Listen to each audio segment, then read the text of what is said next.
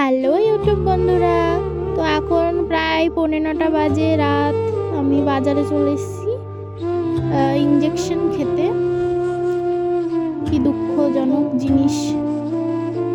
তো ইঞ্জেকশন খাওয়ার আগে ভাবলাম একটুখানি সুন্দর মুহূর্ত কাটিয়ে নিই। তো এই যে চলে এসেছি আমরা এখন। এত রাত হয়ে গেছে, দু একটা দোকানে ঘুরে ঘুরে চাউমিন খুঁজে খুঁজে সব দোকানেই শেষ। তো একটা দোকানে পাওয়া গেল। তো তার আগে আর কি আমরা ডিসিশন নিচ্ছিলাম যে কি করব, খাবো কি খাবো না।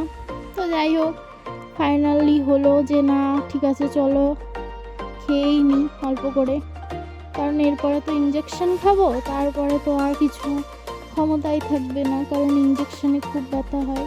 তারপরে এই যে একটা স্কুল ফ্রেন্ডের সাথে দেখা হলো, হাই করে দিল তোমাদের। আর ওই যে আমার হাজবেন্ড দাঁড়িয়ে আছে, চাউমিনের অর্ডার দিচ্ছিল। তারপরে বসতে বললো ওরা, তাই একটু বসে পড়লাম। তো এখন ওরা যতক্ষণ চাউমিন দেবে একটু বসেই থাকি।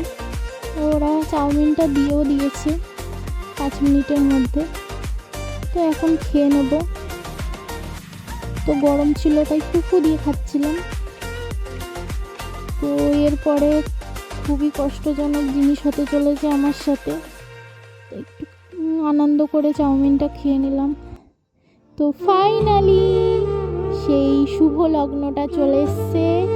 তো এই দেখো ইঞ্জেকশন খেতে চলে এসছি।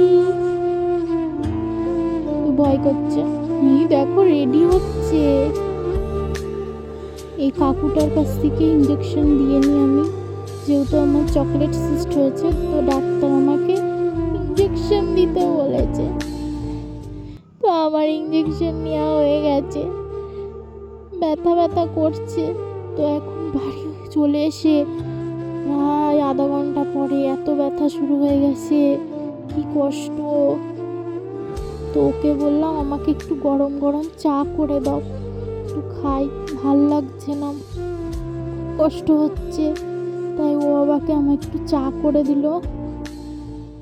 তারপরে দেখো চাটাও খেয়ে নিচ্ছি। তো সত্যি বলতে আমার খুব ভয় লাগে ইঞ্জেকশনে। তো আর কি করা যাবে, শরীরের জন্য তো নিতেই হবে।